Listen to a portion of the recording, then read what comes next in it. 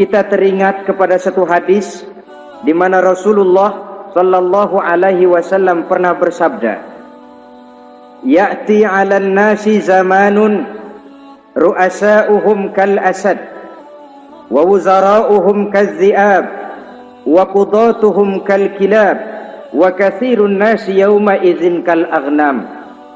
Pada satu saat, kata Nabi, akan datang di tengah masyarakat manusia di mana pada masa itu muncul pemimpin-pemimpin yang bertingkah laku seperti singa. Ru'asa'uhum kal asad. Pemimpin-pemimpin mereka bertingkah laku seperti singa. Saudara kenal singa? Saudara boleh periksa di mana ada hutan, singa selalu menjadi raja.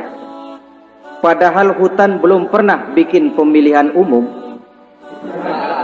Tapi yang namanya singa tidak pernah peduli. Ada pemilihan umum atau tidak, raja hutan tetap singa. Kenapa? Karena singa menjadi raja di hutan bukan berdasarkan kebenaran, tapi karena kekuatan. Karena kuat, maka dia naik jadi raja. Soal benar atau tidak, soal lain.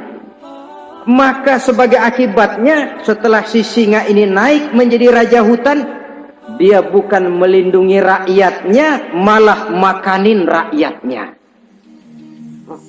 Coba saudara lihat di hutan, kambing rakyat hutan dimakan oleh singa, ayam rakyat hutan dimakan oleh singa, sapi rakyat hutan dimakan oleh singa. Inilah akibatnya karena singa naik berdasarkan kekuatan. Setelah naik bukan melindungi rakyatnya, malah makanin rakyatnya. Mental semacam inilah yang dimiliki oleh Raja Namrus laknatullah alaih. Cuma karena rasa ketakutan akan datang orang yang akan menumbangkan kekuasaannya, maka seluruh bayi laki-laki harus dibunuh tanpa dosa apapun. Itu akan datang di tengah masyarakat manusia, muncul pemimpin-pemimpin yang mentalnya seperti singa. Lah kalau yang jadi pemimpin sudah seperti singa, wa wuzara'uhum kazzi'ab, yang jadi wazir, yang jadi menteri, kata Nabi, lagunya seperti serigala.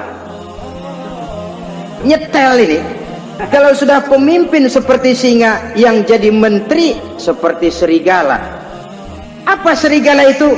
Saudara tahu dalam dongeng anak-anak, serigala itu kan binatang yang paling licik. Untuk terang-terangan dia tidak berani karena tidak punya kekuatan seperti sang singa. Maka dia pakai ilmu kelicikannya.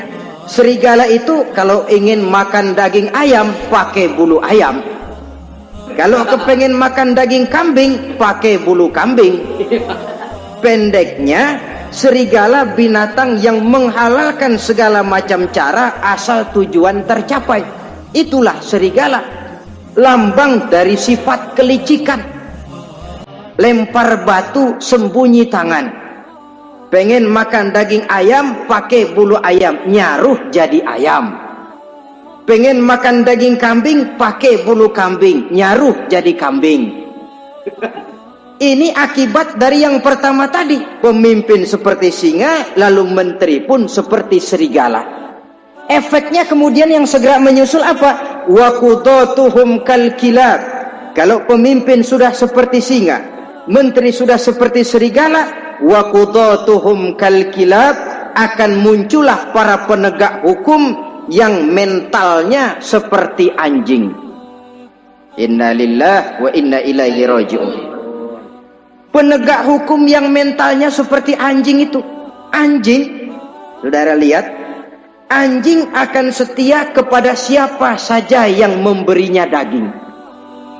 Kalau dia disuruh jaga rumah, dia tidak bisa membedakan mana yang maling, mana yang tamu.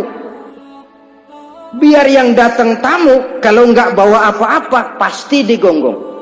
Biar yang datang maling, kalau bawa daging, anjing kalem. Pokoknya siapa yang memberi saya daging, itulah majikan saya. Apa kata majikan saya, itulah yang saya laksanakan. Maka hilang kebenaran hukum, hancur norma-norma keadilan. Oleh karena apa? Oleh karena anjing dapat daging.